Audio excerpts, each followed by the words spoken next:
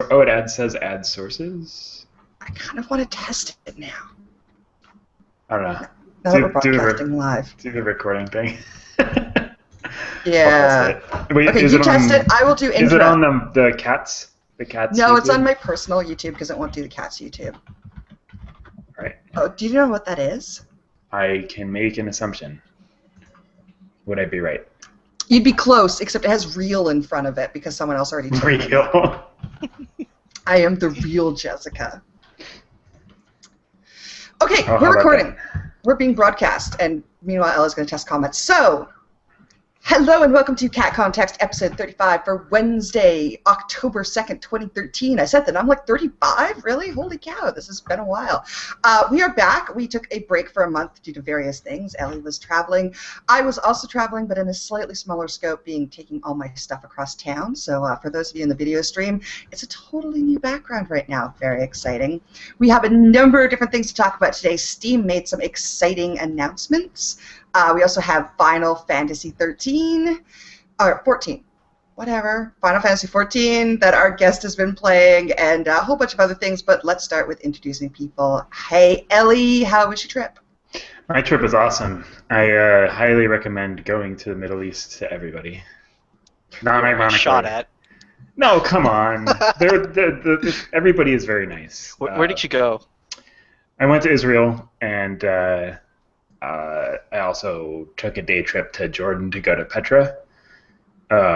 Israel, my cousin was getting married in Jerusalem, and it was pretty awesome. And then we went to Tel Aviv, and we went down south to the Dead Sea and the Red Sea. I swam in 3 seas in 1 week. It was pretty sweet. Interesting. Cool. We also have another guest with us here today, and it is Ryven. Hey, Ryven, you haven't been on the show in a long time, but you were actually on show number 1. I was. I talked about Bikini Warriors. You did. No. Awesome. No. Yeah, it's a little bit more tame this time. So yeah, hey everybody. You say it's more tame this time, but we have barely gotten started. So yeah, it's true. Yeah, no, you're going to be talking about Final Fantasy 14, so I'm not sure tame. I've seen some of those outfits that they're wearing. That to be fair, most of those outfits are the male outfits. The female outfits are actually very well covered. That's true. That's true. Actually, the screenshots that I've seen have mostly been dudes and looking ready to party. Are we back to Terra levels of awesomeness? Yeah. Well, it's hard to reach Terra levels of awesomeness. I'm not sure there's any treasure trails, so it's not quite Terra. That's so sad. That was my favorite. Cool. Well, one of the things we're going to be talking about today is Steam. Steam made big announcements this week. 3 big announcements last week. One would be the SteamOS, the second would be the Steam Machine, and the third is their weird Steam controller. So, Ellie, let's start with you. Overall, what's your impression of their announcements? Not sure I care yet. All right. All right. The SteamOS seems like it serves a very specific purpose for very specific people, and those people are people who don't want to buy a console but do want to spend all of the same amount of money on a living room machine. Mm-hmm.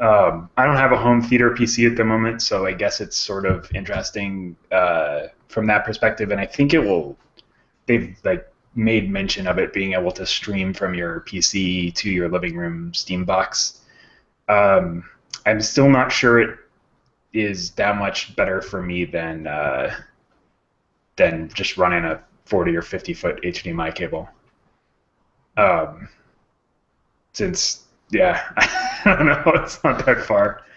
The other thing I still am hung up on is the fact that it runs Linux underneath, and it requires all of the developers to start writing for Linux or SteamOS, and that's another set of ports that they have to do.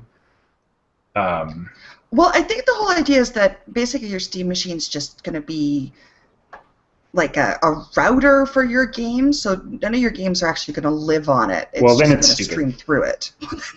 Then it's stupid.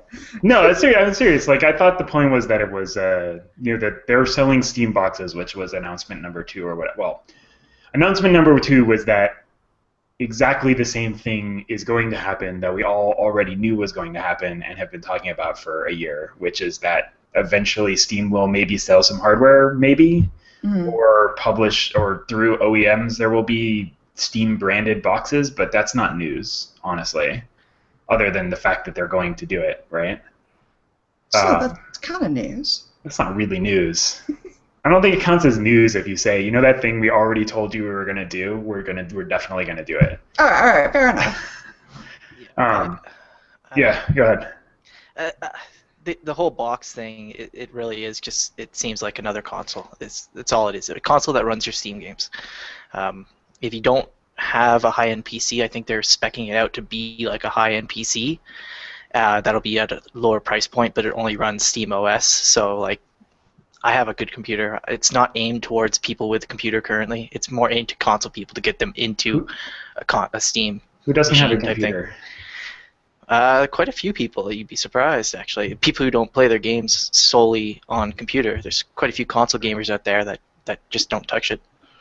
I know a lot of people who just have a laptop. Yeah. Which, you can't play a lot of games on that. I mean, I'm not sure that's true. I know a lot more people are buying laptops and playing.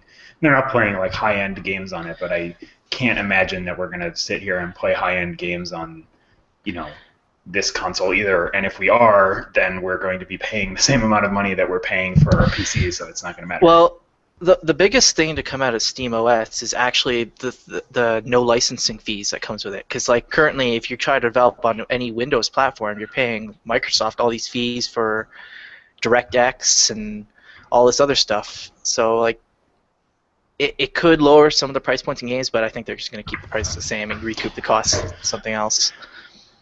Yeah, I mean, they're still going to publish for Windows. Oh, absolutely. So those costs go in anyway. I mean, unless they price it differently on the Steam platform than they do on Steam on Windows.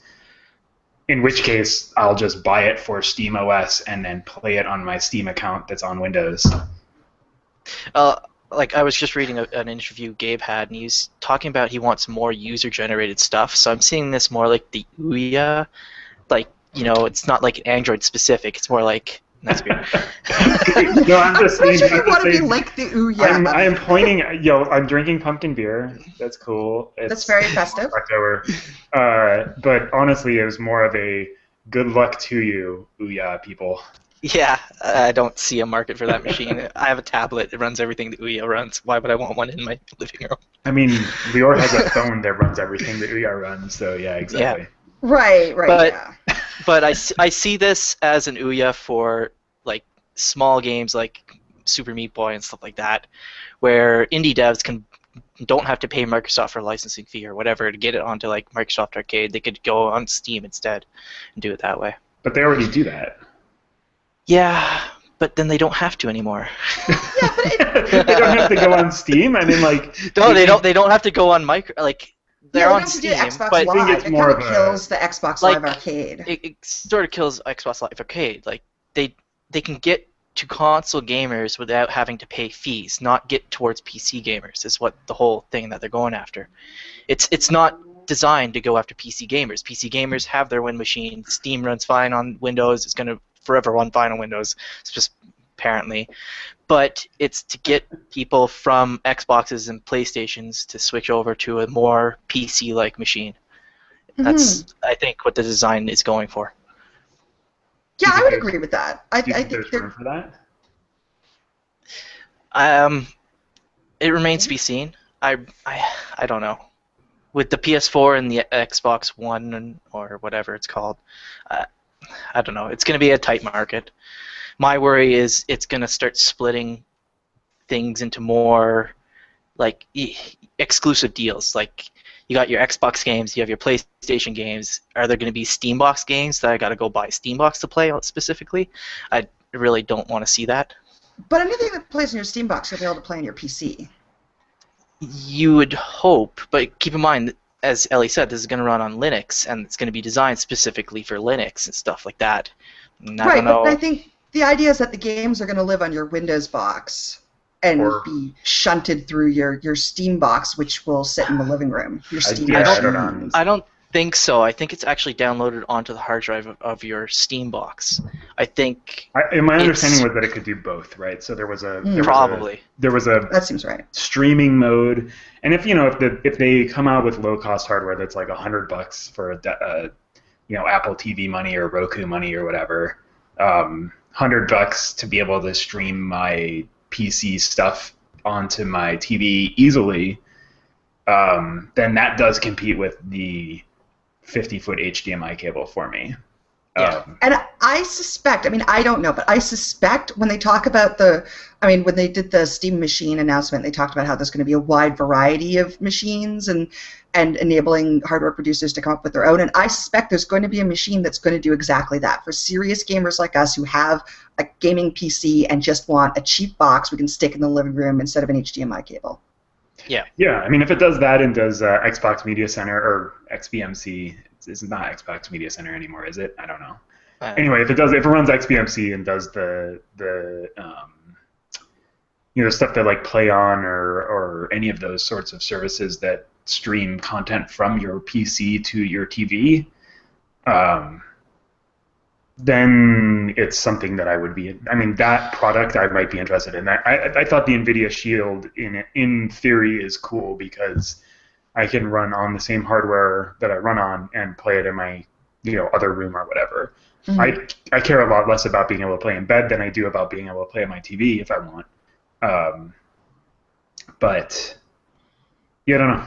Yeah, I have a full PC in my living room right now, and if I could. At some point, it's an old PC, so at some point it's going to explode. And if I can just spend $100 and get a box that will stream my games, like stream Netflix and stream YouTube, done. It'll take up less space in my living room.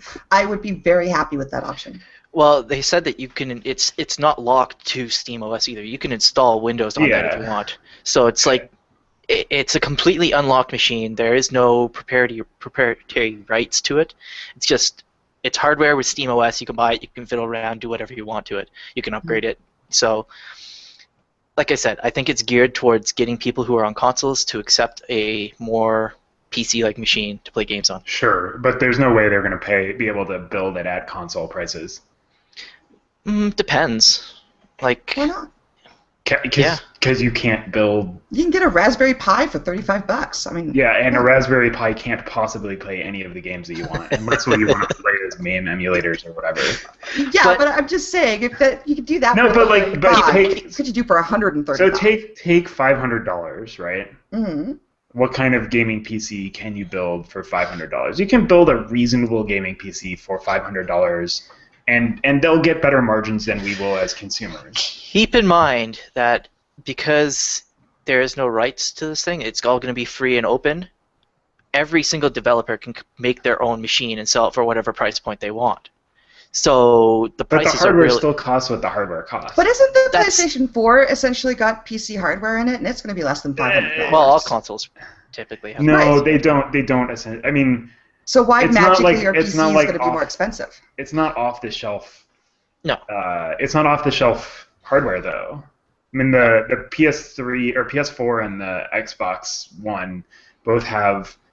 Underneath its x86 architecture, which is basically just the machine language that's the same, but the rest of the architecture is not at all PC-like. The reason they can get away with much worse specs than we will have on a PC in 2 years, or 1 year at this point, honestly, for the same amount of money is because they can optimize in ways that PCs cannot. Yeah, it is absolutely true. Don't give me that face. I'm giving you that face. Yeah, but the point being, for the high-end games, it's going to stream them from your computer. Maybe. That's not for a PC, not for like somebody who's coming from a console. I don't think that's true. We have to wait for a little bit more announcements, but I don't think it's going to be streaming from your computer. I think it's actually going to be on your Steam box itself. Well, if it has to be on the Steam box, then this is not in any way useful to any of the three of us. No. Yeah, if it has to be on the Steam box, then the game has to run on Linux, which is going to be a problem. Well, it could also run on Windows because you put Windows on the machine if you really wanted to. Right, but out of the Then you box. lose- Out of the box, yes, it's got to Yeah. run on Which Linux. is why I mean, we'll have to see, but I feel certain that they're going to have to do some sort of streaming thing because having to rely on games to start running Linux is going to be. I just can't see that as being, I don't know, an option. That like from the beginning when Gabe Newell started talking about, Linux is the OS of the future. Like he's full of shit. Like he might want that to be the case. And many of us might also want that to be the case. No. But the fact of the matter is, like, huge portions of the population run Windows and Mac OS. Like that, Linux is niche. Linux has always been niche, and will continue to be niche because developers aren't going to go rebuild their games for yet another platform that's even more targeted. I mean, if they're going to do that, they're going to put it on a console that already exists and has weight behind it. To me, Yeah, no, I agree with that. To me, I can't use a Linux machine. All my programs I need for work are on Windows, so I'd be kind of interested to actually see what happens if I could load my work stuff onto there. Cause, like, I work in architecture for people, so if I can load Revit onto the Steambox and see how well that runs off of it, it'd be kind of cool. But we'll see. That plus, like, the Oculus Rift would be kind of cool. Build my buildings and just go inside them. Yeah, That is cool. Yeah. There's actually somebody working on an app for that. I saw that. So. That makes perfect sense. It's having used the Oculus Rift, I think walking around diagrams in 3-dimensional or navigating around in 3 dimensions would be like, I mean, I don't know. I know drafting software has come a long way since the last time I used it in general, but that would be pretty amazing. Yeah. So let's talk about the controller for a minute. I don't get really it. care. Yeah, no, I don't get it. I don't get it either. And they say you're going to have the kind of precision that you get with a keyboard and mouse. And I'm looking at the thumb swirly things, and I'm like, really? Yeah. Well, so the thumb thing, if it's touch and actually accurate and fast, I mean, I have played those kinds of games a little bit on like an iPad or on a phone, and aiming with a thumb like that, just dragging around, is not terrible. It's much better than a stick. The guy who made Super Meat Boy, Tommy Yes. Refenis or something, he posted on his blog that he was part of the like Q&A testing for this controller. He said if he had to choose between it and an Xbox 360 controller, he would take the Xbox 360 controller. But that doesn't mean that the Steam controller is actually bad. It's just because he has more time and practice with an actual 360 controller. He said that it's got all the precision and latency of a regular controller, but I still don't see it replacing a mouse and keyboard. Right. I mean, it definitely seems like it's aimed, and I think intentionally so, at being able to play FPSs, right? Yeah. I have played a lot of FPSs on both PC with a mouse and keyboard and on, dual stick controllers going back to, I don't know, whatever, GoldenEye, I guess, which wasn't even dual stick. Single stick. Yeah. Old school. So, yeah, I mean, I don't know. I feel like I get what they're trying to do, and it's an admirable goal. I hope that it's works out and is interesting. I think the right thumbstick that's also a touch controller, I think you can set it up so that when you press in any of the 4 areas, it basically works like a sort of standard controller. Mm-hmm. Assuming there's enough feedback for your thumbs to be able to see it easily, I don't see that that's necessarily bad. I don't know. I mean, like, new controllers are always interesting to me. I like them. So that blog he was talking about how there's actually very little feedback when you're touching it. And he said that's something that he told the engineers. There needs to be feedback because you don't know if you're pushing the button or if it's just you're having your finger on it or whatever. Yeah, and I don't want to have my fingers hovering over these touch screens. Oh yeah. Being able to press in is incredibly important. Like if you just touch and move, and that's how you aim with a first person with like a shooter, like I'm okay with that. I don't want to have to push. I don't want to have to hold down the button and move around. But like for a game where I actually want to be pressing buttons, I want to be able to feel that I'm going to press the button that I expect to press. I think this controller is solely designed for the people who throw controllers against the wall, so you don't break the thumbsticks. Well, they talked a lot in their announcement about the haptic feedback, so maybe they listened to what the fellow from Team Meat said or whatever, because they put a lot of emphasis on that. So it'll be interesting to get my hands on it and see. Also, it looks like a happy robot. It looks like Darth Vader. Oh, Darth Vader, that's good too. Darth yeah. Vader. I also on my Twitter feed, people have started calling it the Gabe Cube. The whole thing. God. Really Shut up, people. No, we gotta go with that. I like No, that. I actually like that. Gabe Cube. I kind of No. like that. That's terrible. No, it's interesting, and if the price is right, I will get one just to see what the hell's going on with But that. you don't play console games. What's the point?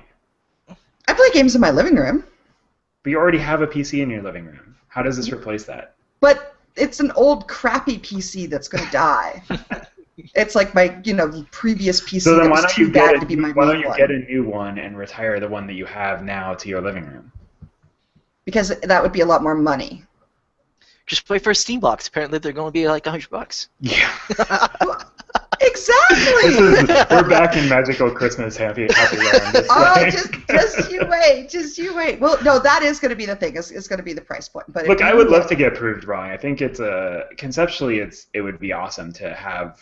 I mean, like the home theater PC in general, right? Like a more full-featured PC that is easy to get set up in my living room would be something that I'd be interested in because I don't want to have to go build a new one. It's true. Yeah. But if all it does is stream my computer there, I think there are other options for that. Personally, I'd never use anything like that. I've got my computer in my living room, so like. Well, that works too. Yeah. Okay. Well, I guess we'll move on because I think we'll have to wait and see what happens with all this. But it's pretty exciting. It is.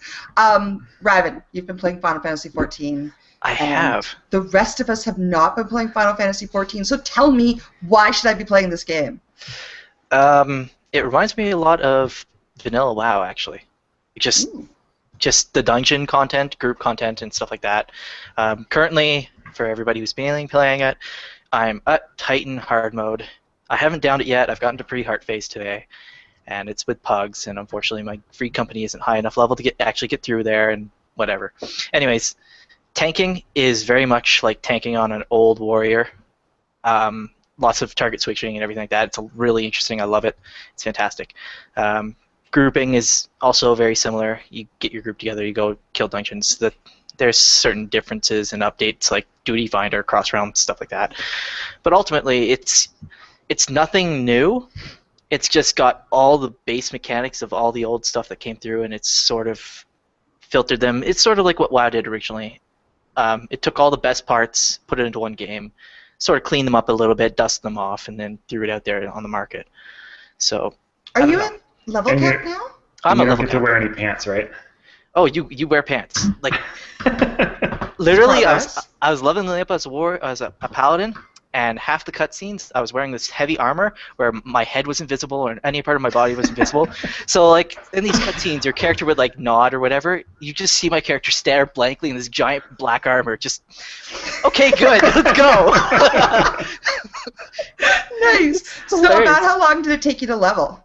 2 weeks and a half. So it was fairly quick, but I switched classes midway through because you can level multiple characters on one class type or multiple classes on one character.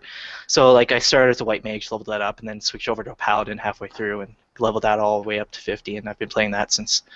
So yeah, I hit level cap. I've been doing crafting, which is fantastic, by the way. It's like take a class specifically for crafting, and then you have to level that up 50 levels. It's like actual classes for crafting. Yeah, you get skills. To create an item at level 50, you have to go through various skills. Like, it's not just click a button, make it, whatever. Like, you can fail it and lose all the materials for this. Like, you lose like $100,000 worth of materials just by screwing it up completely. But you can craft like high quality, so they're slightly better. And like finding a really good crafter who leveled up some of the skills and can actually precisely do what you need. And you have crafting gear as well. It's like you have to gear up your crafting class to craft the best items. So where do you get crafting gear from? You craft it. So good answer. Yeah. That sounds really neat. That actually sounds even more in depth than EverQuest 2, where you had the kind of experience levels and crafting levels. So what's the procedure for crafting in the game? Like, do you go out and you find materials? So you can go find materials. You get your miner, you get your botanist, so you can go find some trees, cut them down, get your ores, and you smelt them as a smith, blacksmith or armor smith.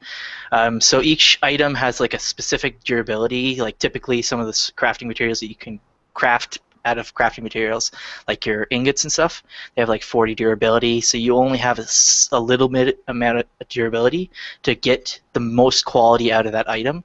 So the more quality you put in, the more experience you get out at the end. So it's not like, let's go craft 50 items really quickly. You actually take your time individually per ingot to actually craft them to the highest quality as you're going through and craft like all these items all the way up. It's a fantastic system. It's slow, but I like it.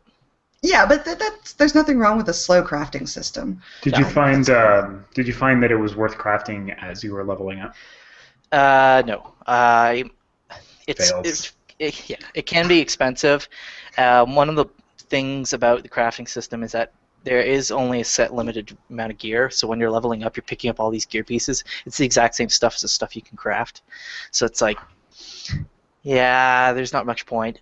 It's really to get it to the end, because by the time you get to the end, you can make like this 2-star high quality stuff, which is about on par with some raid gear. It's not equal to the highest level, but it can get you into the raids, which is the hardest part. So it's worthwhile. There's some people who just level crafting classes. So I got one guy in my free company who's got level 50 on all the crafting classes, but no level 50 on any of his actual characters, because he spends the whole time crafting. That's pretty cool. How is the raid content? I've only done 8-man so far. The 24-man is coming out next patch, which I'm super excited about, because I'll get to that in a second. But the 8-man content is actually pretty solid. Titanheart is, you need a solid group for that. Like, oh my god. Like, the first half of the fight is really, really simple.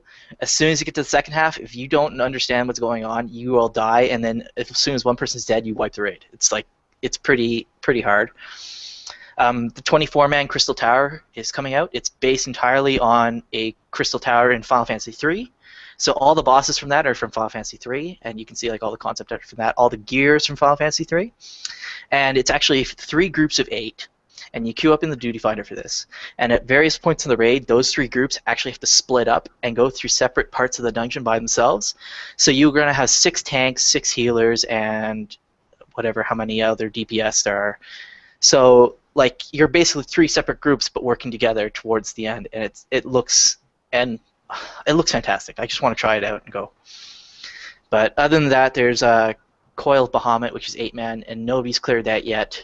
Somebody bugged out the last boss and killed it that way, but nobody's actually got past the final phase yet, legit.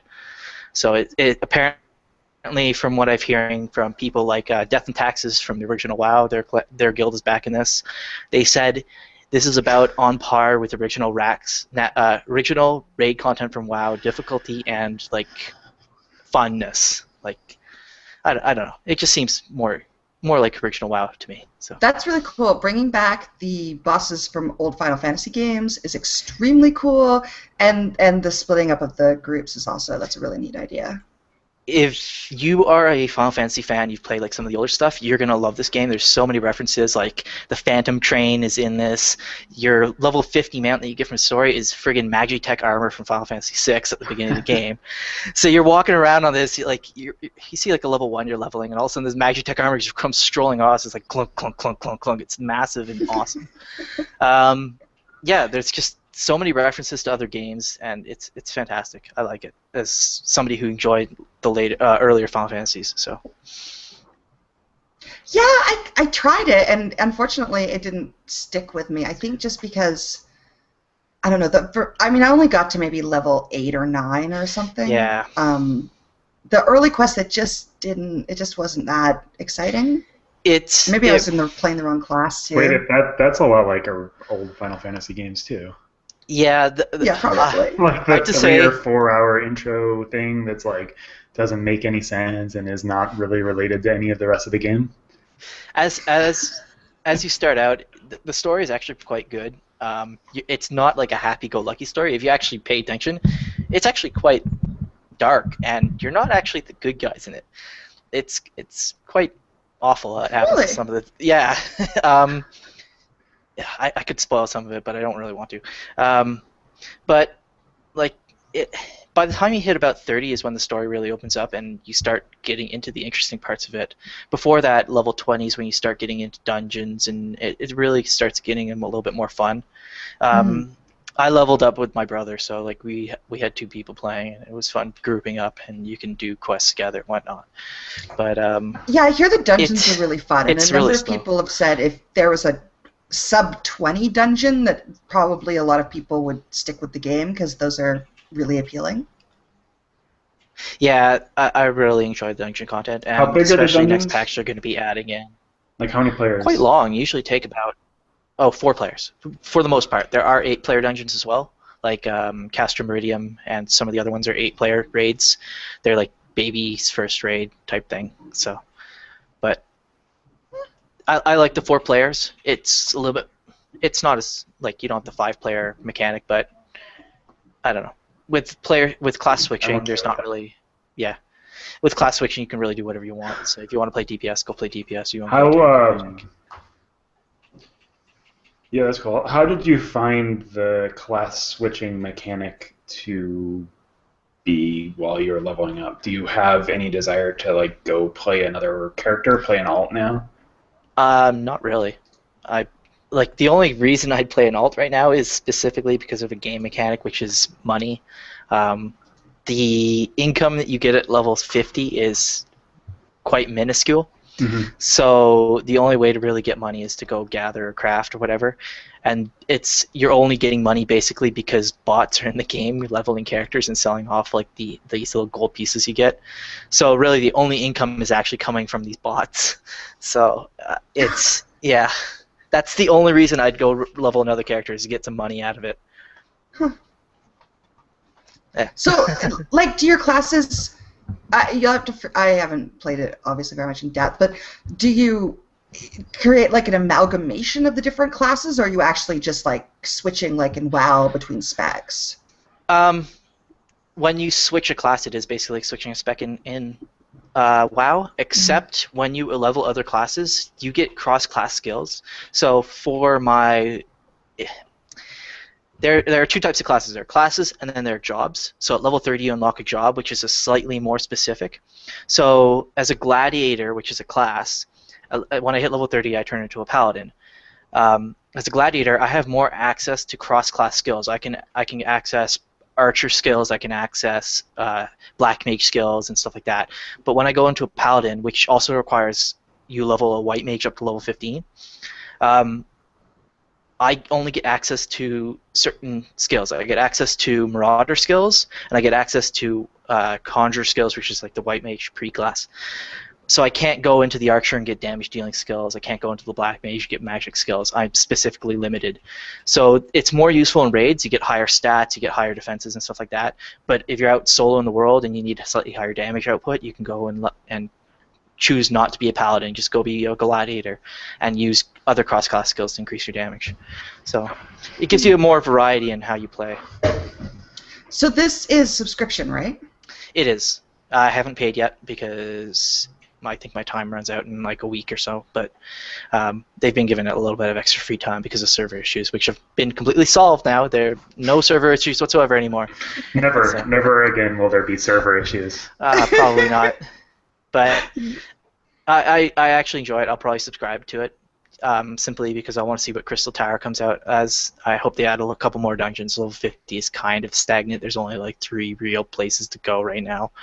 But they're adding 2 hard modes, 1 extra dungeon, and then they're adding like a random queue thing where you join it and you join a random dungeon, whatever, and you get free stuff out of that. So it helps out lower level players get higher level players into the lower level dungeons type thing. So we'll see how it comes out next patch. Do you have any level scaling or anything like that?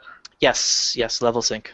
So you scale down, you lose access to skills that you have that you aren't level to use, Okay. type thing. That's better than Rifts, where you still have all the skills. Ugh. Like I love the mentoring, or is that what they call it? I don't know what they call it. Yeah, mentoring. I love that as a mechanic, but like everybody's like, oh, it'll be fine because I'll just play with you, even though I'm like max level and you're like level 15, and I'm like, well, you can interrupt, and I don't get an interrupt for 10 levels. It is. It is kind of funny because like I go down to a lower level, I'm missing half my skills, so I go to push a button and nothing's happening. It's like, my skills are all blacked out. It's like, oh yeah, we can't use that yet. Yeah, I can imagine that actually being a little bit frustrating. But I'm sure you get used to it. So it's fun. I enjoy it personally. It's probably not for everybody. If people are looking for the new holy grail of MMOs, you're not going to find it here.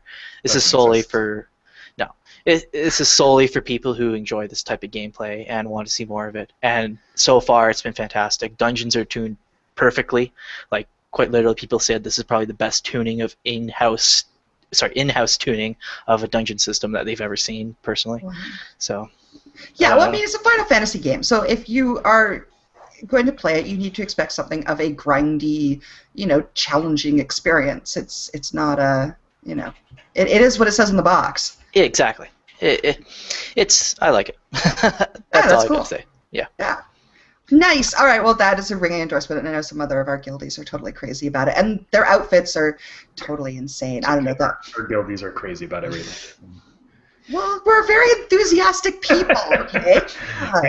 We burn very bright for a very short amount of time. Oh yeah. I got a bone to pick with you guys. Me leveling up all the way to 50, first person in the guild, huh? Every time. Oh, yeah, that's right, Elly. You said that he was a ruiner.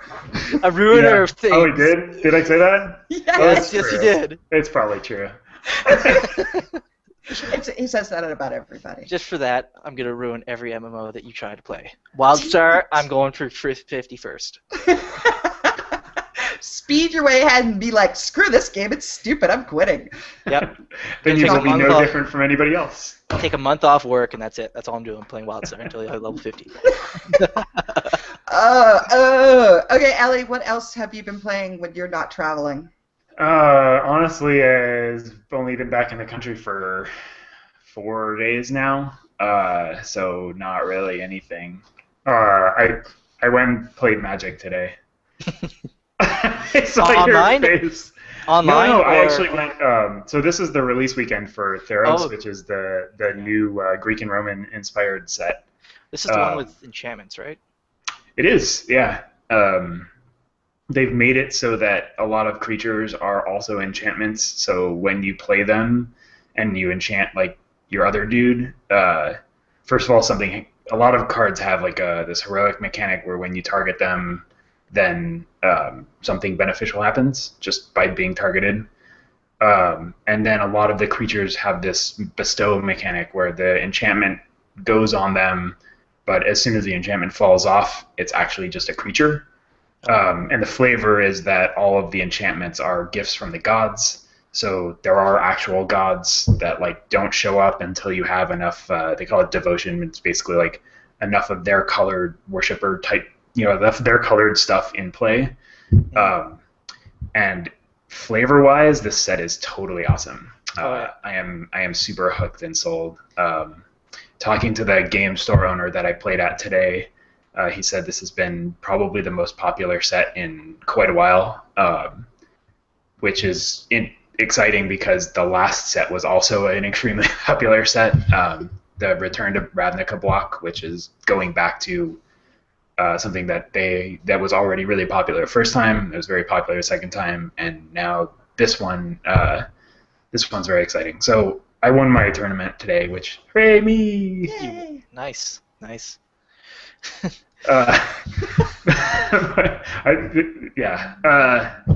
But yeah, no, it's For cool. those listening at home, he did a thumbs up dance. I did, and I was trying to figure out which way I was right and which way I was left, and everything's backwards in the camera, and it's weird. I'm really glad they're doing stuff with enchantments, because enchantment protection is one of the hardest things in Magic. I see so many pro players just pass them up because they don't. It's so hard to use them. So yeah, they're very, very good in this set. So they went to push it, and I feel like they have figured it out. I mean, figured it out or not, but the mechanic works, because if you lose your creature that's enchanted, you still get a creature. Yeah. Out of the deal, so you aren't 2-for-1, which is one of the major problems with enchantments. Yeah. Oh, it sounds interesting. I want to see more pre-release stuff. I'm hoping MTGO Academy puts stuff up online before. Yeah, I'm sure they will. So the pre-release was last weekend, I think. Yeah. And I was out of town, so I didn't go. And then this weekend was release weekend, and then in 2 weekends is the game day, and they're actually doing an interesting mechanic for the game day where you don't play against each other specifically. You play against like a sort of automated Hydra badass deck thing. Is this the hero card that came in the pre-release stuff? Yeah, I think you can use your special hero, and I had the red hero who, like, you know, he's like an avatar of war or whatever, and then there's like the wisdom guy, and you know, whatever.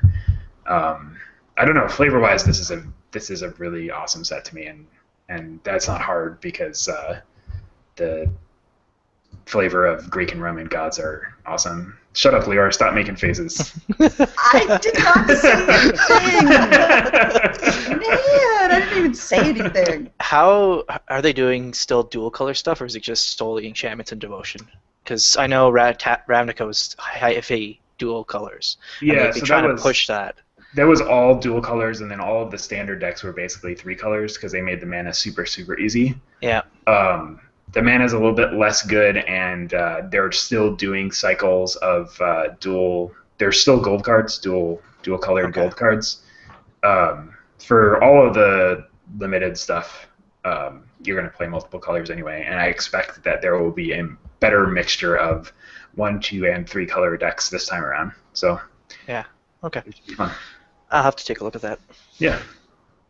And it's interesting that. Sorry. No, go ahead. I was going to say, like 6 months ago, or maybe a year ago, everyone was making a MOBA, and now everybody's making a digital trading card game. That is the new thing. Everybody's making one of those. Yeah. Well, they're like, related microtransaction business models, right? Yeah. Yeah.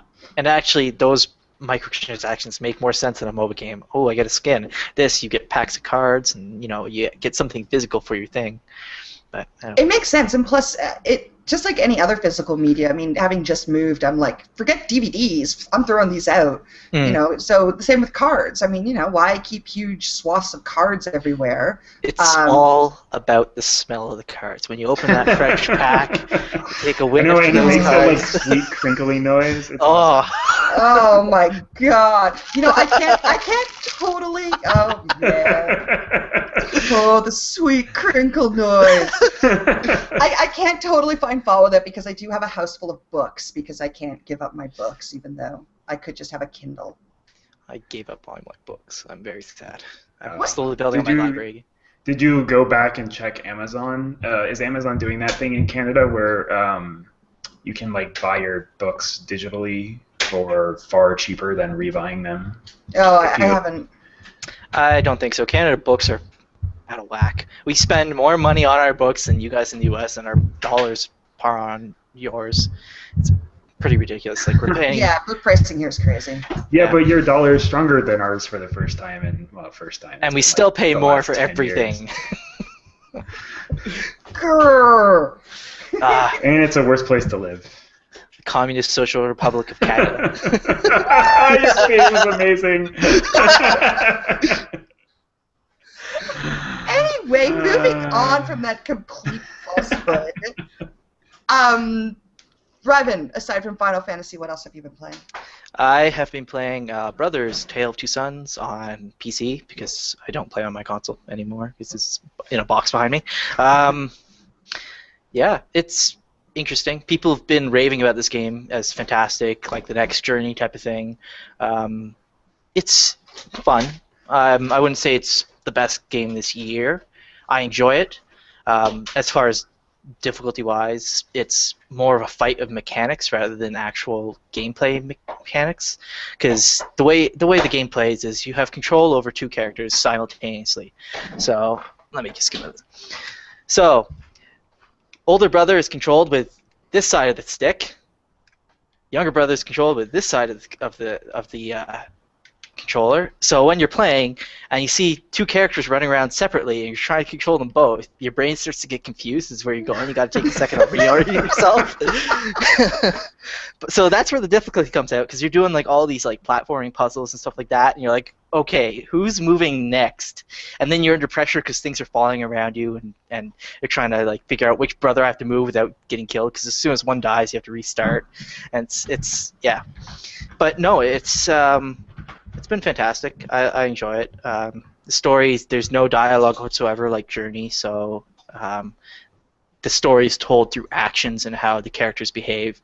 So it's not a this is how the character is. It's more like this. You understand a little bit more about them. I don't know.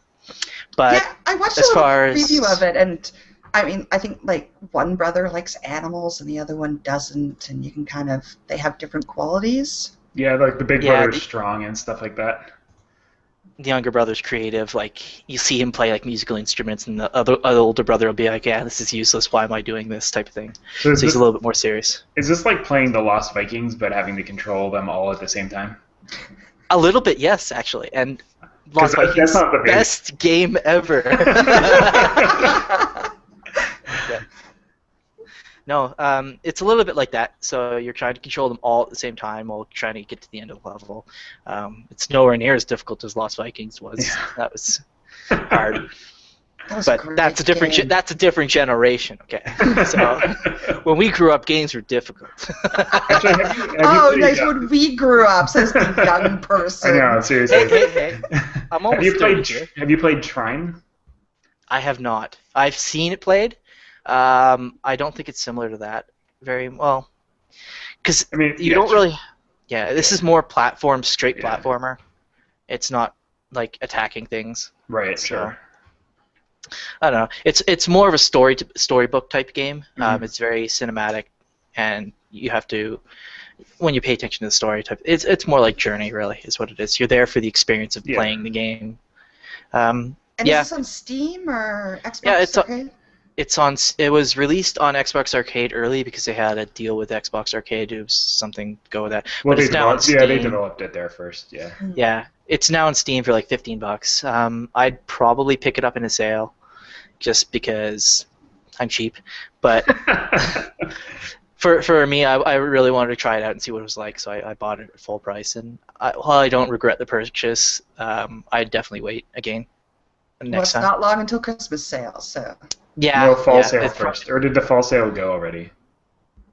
There isn't a fall sale. Yes, there is. There's a sale for every season. No, there isn't. Yes, there is. Yes, there is a spring sale. No, okay. No, we're doing this right now. Live on the street. Liore Google's Steam. There was definitely a spring sale last year. God damn it! There is a spring sale and a fall sale. I know. I think that's part of the reason that the sale. I actually think that's part of the reason the sales are way less exciting. Oh no, they don't do spring sale. Yeah. We talked one about out of two. I knew there was one season they didn't do. It's the spring sale. They do fall. They don't. They did a spring sale. No, they don't. Wasn't it like Easter? Reddit says they don't do a spring sale. Well, don't fucking listen to Reddit. I can't believe you actually clicked on a Reddit link. Look, I'm live on the internet. I'm gonna get you a fedora. Is there a Steam spring sale? No. Are you wearing a fedora right now? Am I wearing a fedora right now? For the people listening to this podcast, I just flipped Elly the bird. Anyway, today I hit 90 in World of Warcraft. Hooray! You're a Warcraft player. And it took a long time. I kind of gave up to do 85 to 90. I gave up after about, I don't know, the first 2.5 levels, and I just did Warfronts not Warfronts, that's Rift. Battlegrounds for the last 2.5 levels. So it was nice to be done. Sorry? That's a lot of battlegrounds. It is a lot of battlegrounds, but I like healing in battlegrounds. I'm weird. And then I went immediately after getting flying, which was obviously the first thing I had to do, to the Timeless Isle, which just came out in patch 5.4. And if you are a new level 90, I would go there.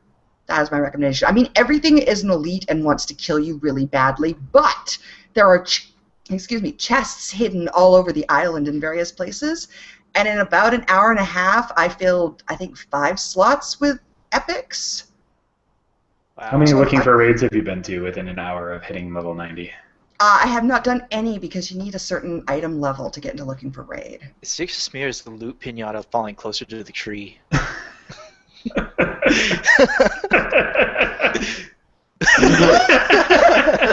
Your metaphor confuses me. It's just getting so hitting easy. it with a stick? Yeah. You don't even have to hit it with a stick. Just pull his leg off now. Did you get like 1,000 daily quests also? There are 1,000 daily quests, which I have not done any and will not do any because I hate daily quests, so whatever. I think they made it easy to gear up new characters and alts in 5.4 because it's the last patch of the expansion, so it's sort of your catch-up.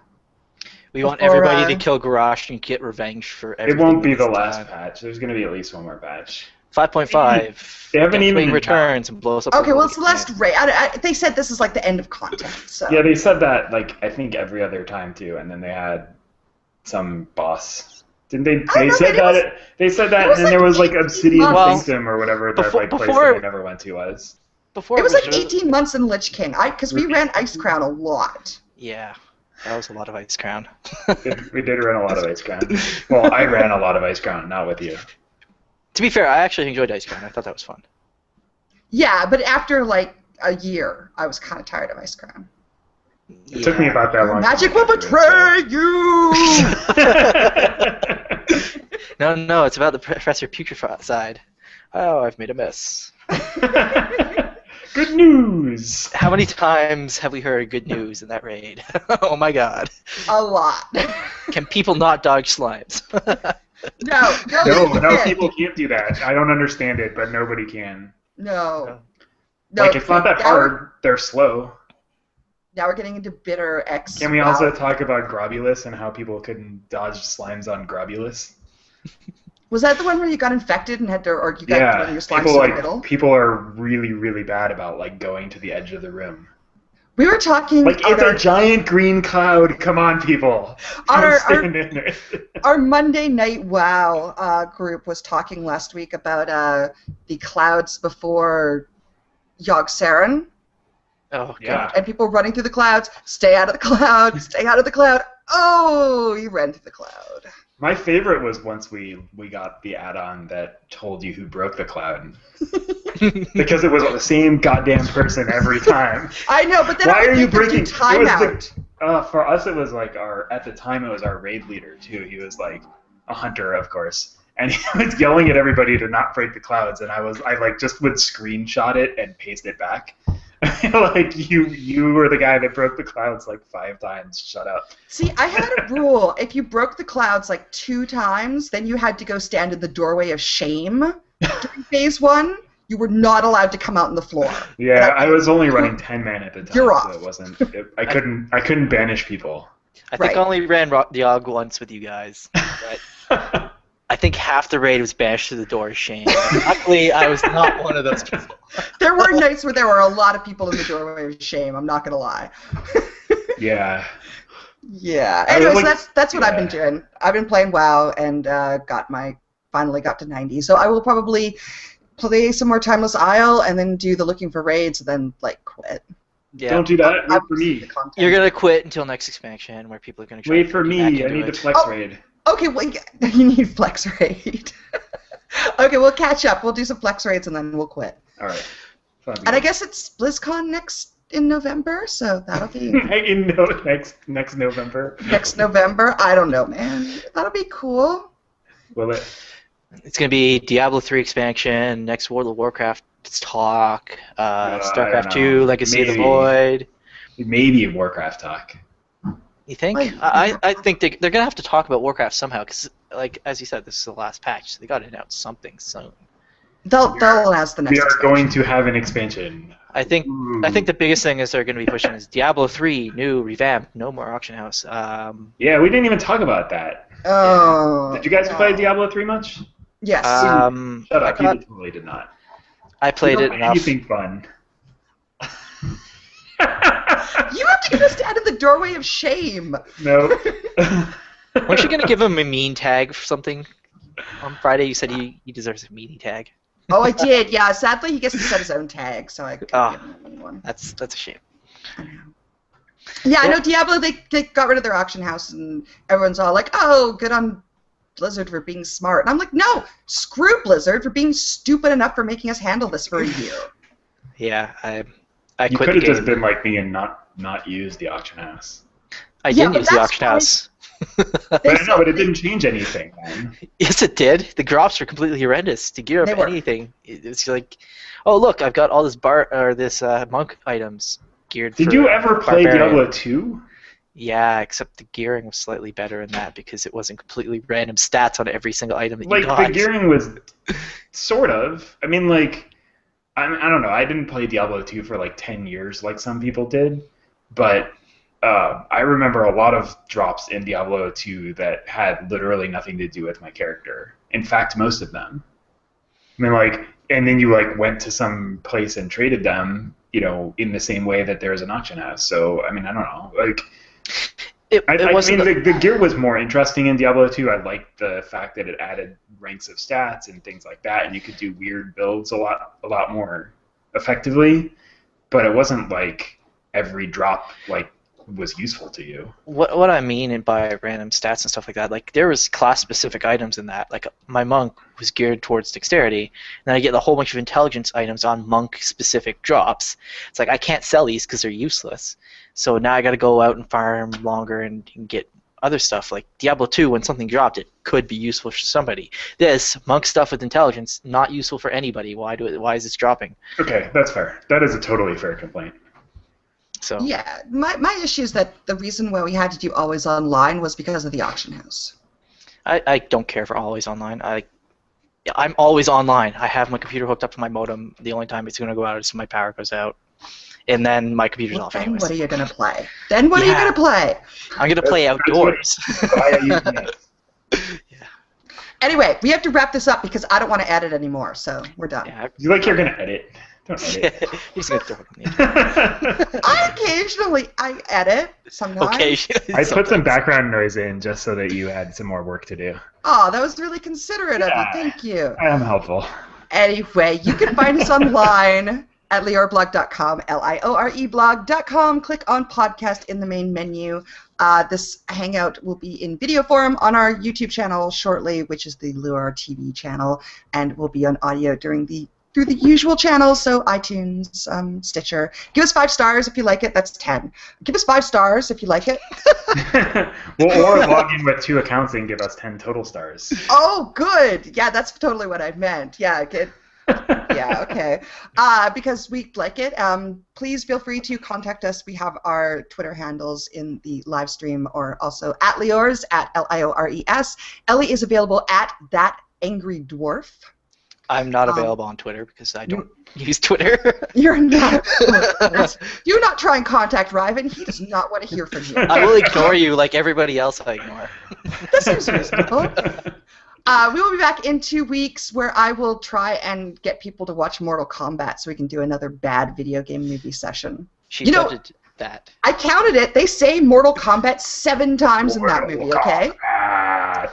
Half of it Next is in week. the intro. Yeah, And that- I have a song running through my head now. It's one of the greatest theme songs of all time. it is. It is, yeah, without a doubt it is. So hopefully in 2 weeks we can talk a little bit about Mortal Kombat and all sorts of other things that are going on. Elly and I think Elly, are doing the Extra Life Marathon November 2nd, so we'll bug you more about that, but take a look at our I am. podcast page, and we will put links to donations and things like that because it's good for you and us. And the kids. And the kids! Think of the children! I don't think it's that good for you. 24 hours awake is a long time. No, it was awesome. Last time we podcasted at the end of it, and I feel like we should do that again. That was that was one of the greatest podcasts we've had. I lost my voice! Is that why you're saying it was the greatest podcast? Maybe. Anyway, until then, thank you, Elly, for coming on. Yes, of course, always. Thank you, Ryven, for being our guest for today. Yeah, no problem. Hopefully I'll come back again sometime. Absolutely. And until then, have fun. Keep on playing. Bye! Bye. Bye.